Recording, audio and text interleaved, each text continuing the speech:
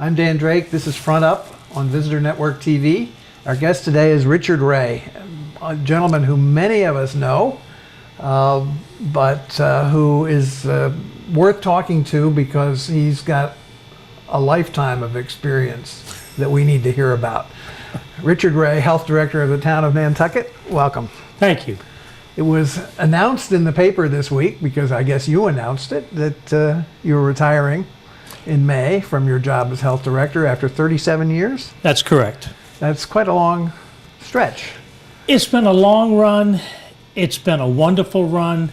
It's, I feel, been a productive run, but it's time for that run to be over at this point. I'm certainly on the second half of my life. There are things that I wish to do that I postponed for many, many years. And at this point, I don't want my children to be old enough that they don't want to do some of these things with me, and that I don't want to do some of those things with them. That's great. What are some of the highlights looking back? Not over maybe the last 5 years or so, but just looking back over the longer.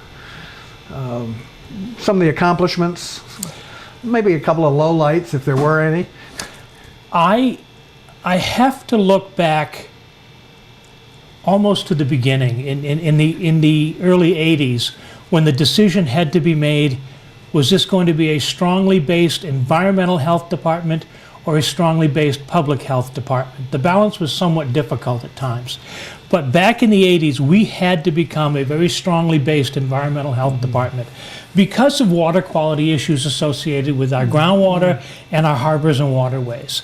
At that point, it became pretty obvious that things had to change, and they had to change through regulation. Regulation is not something that you think lightly about when you look at small communities, because you know that it's going to affect pretty much everybody, and some people in a very deleterious manner. But I understood very early in this process that no matter what decision I made, I ticked somebody off. So you simply rise above that and make a decision based on the island as a living, breathing entity and how to protect her. And that's kind of the process I took to all of this. I've written probably 20, 23 or 24 different environmental regulations for Nantucket, which I hope will hold steadfast for at least another 20, 25 years in this island's history. But it was difficult. Many of these regulations flew in the face of the developers. There were times when I was getting hate mail, very threatening letters, very uncomfortable situations for my family and I. But perseverance was the key. Eventually, individuals came around and understood why we as a health department were doing what we were doing and what effect in the cause and effect situation it had on Nantucket. And I think it's benefited Nantucket. It hasn't been comfortable sometimes, but it's been worth it. Do you think, for example, that some of the education you're doing had an impact on the whole discussion about whether the hospital should relocate to the water company property, and potential impact on groundwater, whether in fact it's true or not? Which is I've certainly had some concern. I don't know that I've voiced my concerns all that publicly about that particular issue. My concern again was for the Winnacommet Water Company's water wells and resource areas and things of that nature. I mean, that's my purview. I certainly have to stay away from traffic flows and things like that, and whether aesthetically appropriate or not. But I did have some concerns with regard to water quality and the effect that a large development of that sort would have there. In recent years, probably the last 15 years, you've been spending an awful lot of your time on wastewater management. That has had to be one of the key factors in my legacy here as a health officer. It became very evident to us early on through a couple of students that we got through the University of Massachusetts back in the early 80s that Nantucket Harbor was becoming a less viable water body. We weren't sure exactly what the reasons were. We then started hiring some consultants who brought their expertise into the program and determined that it was basically septic systems and fertilizer and nutrient loading that were causing problems for Nantucket Harbor. And obviously, if it's going to be a problem there, it's going to be a problem in Mattocket, it's going to be a problem in the ponds and everything else. Certainly limiting nutrients are different in each pond, but the source is basically the same, septic systems and fertilizer. These things take time, don't they? They take a lot longer than I had hoped that they would. I was a little less than realistic, figuring we could solve these problems very quickly. But I believe now that if the town does what I feel it should do in sewering additional areas both around Nantucket Harbor and in the Mattocket area, we very quickly will bring both harbors back to the viable states that they were when I was a kid growing up here. And in Mattocket Harbor, you had a pristine sandy bottom with eelgrass. Now it's just muck, and we can change that. But we have to remove the nutrient loading from both water bodies, no question about it. It's hard to understand that from Mattocket Harbor because the amount of eelgrass that washes up on the beaches there every year is... That's very true. You certainly get a lot of it over at the Warren's Landing area, but a lot of that comes from the eelgrass beds around Tuckanuck. There are areas where eelgrass is prevalent over there, no question about that, but they are areas that are outside the main circulatory effect for Hither Creek and Long Pond.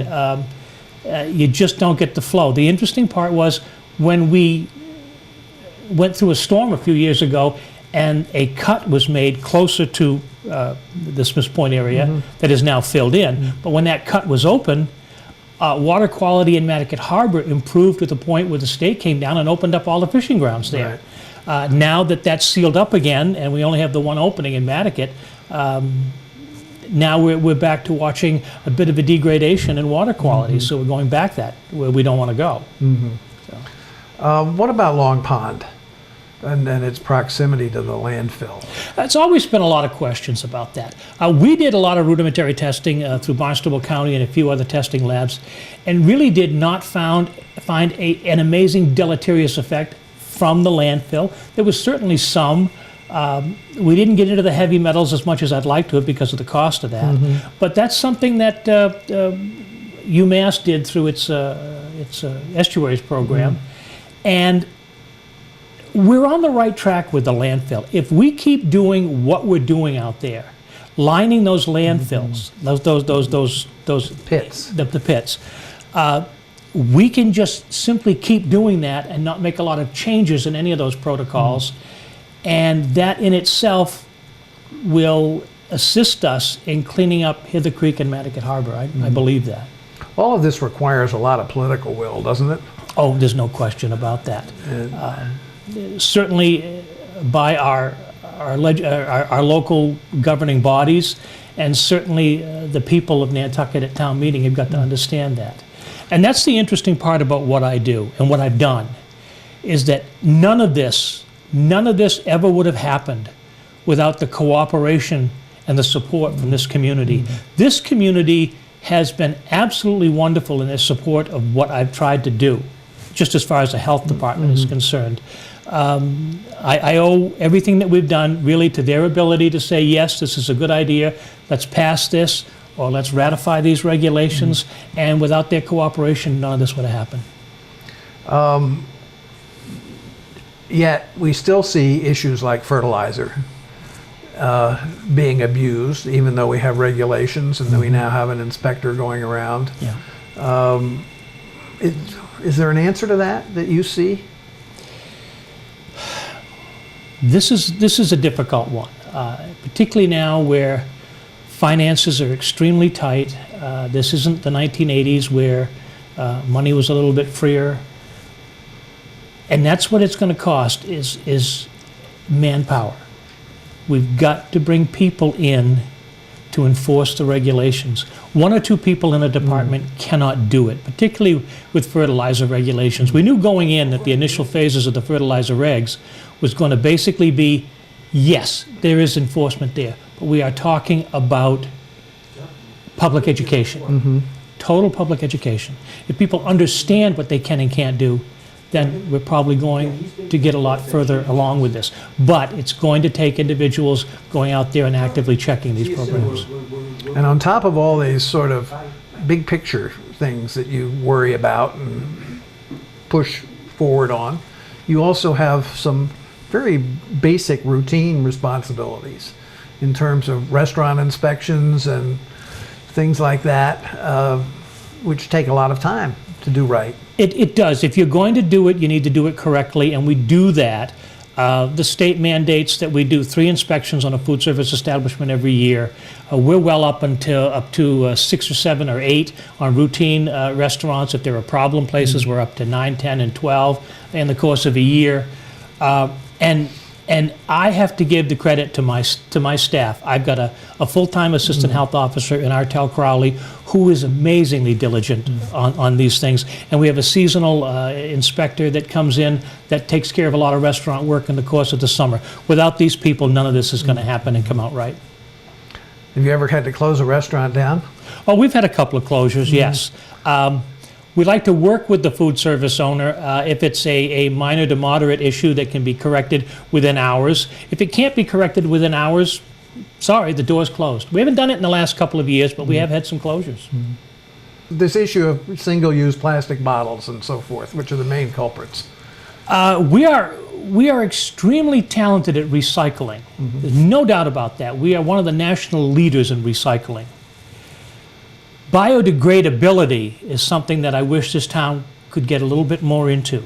We had a biodegradable packaging committee which reviewed every product for biodegradability in the early and late 80s. But it was dependent upon that committee to make that decision. There were no other really enforcement tools within the regulation. One of our now passed Board of Selectmen chairs voted that committee out at a given meeting of the Board of Selectmen one year, many years ago, and it took the teeth out of that regulation.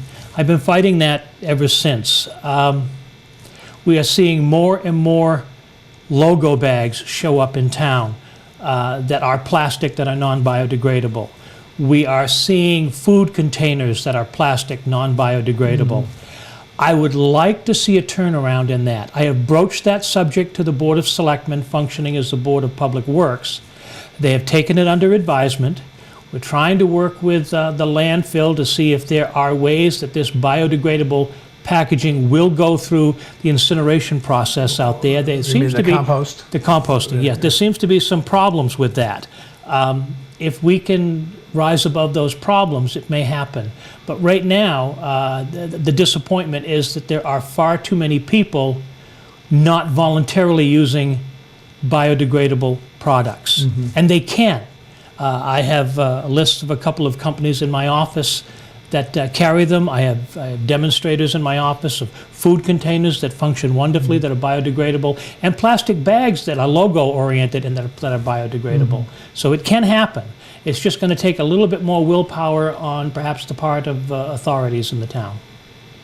And even then, I mean, I've noticed in the last couple of years that some of the stores, including at least one food store, are using plastic bags. Very true. There are a lot more than one. Yeah. However, there are a number of food establishments that have gone to biodegradability, and I want to thank them for that. They are producing a biodegradable product to carry out that is certainly laudable as far as I'm concerned, because they haven't been mandated to do it. I have 2 more questions for you. First of all, what would you like your legacy to be thought of as health director? Probably that I was able to come back and give back to an island that gave so very, very much to me when I was growing up. And give back in a positive way. I think in an environmental sense, I've been able to do that. In a public health sense, we have not had the dire emergent issues of public health that the mainland has faced, some of it because of our separation by a 30-mile body of water, some by happenstance. I think we have to, in the future, start looking a little bit more and more intensely and a little bit more activity in the tick-borne disease control area. Mosquitoes are moving along nicely right now, the mosquito They are. control program. But yeah, I think environmentally, I've been able to give back to this island everything it gave to me. And what is your vision for the health department for the future? That's an interesting question. I have not discussed this with administration at all. I would like to see the department remain in its intact state as it exists right now, with a division director within planning, because I don't see that changing. A division director within planning, an assistant health officer, and a seasonal individual. I'd also like to see one more individual brought on board full-time to start addressing the human habitation issues on this island. I think it's a big issue for this island, whether people want to look at it or whether people want to close an eye to it. But there is a housing problem on this island, and it needs to be addressed. And the only way to do that, I think, is to inspect a lot of these places on a licensing basis and try to enforce the Human Habitation Code in that sense. It's hard to do when people are sort of doing this on the down low. It is the best kept secret on Nantucket. There are probably, and this is my and my alone's estimate, of hundreds of illegal apartments in this town, particularly basement apartments. It seems that every week we're looking at another one, and we are unfortunately looking at these because of problems, drug overdoses, carbon monoxide issues.